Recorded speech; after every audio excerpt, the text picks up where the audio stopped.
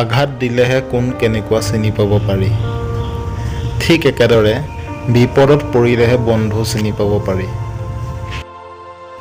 জীৱনটো সদায় অতিপিৰ দৰে গঢ়িবলৈ চেষ্টা কৰক, যাতে কোনেও আপোনাক দুবাৰ ব্যৱহাৰ কৰিব নোৱাৰে।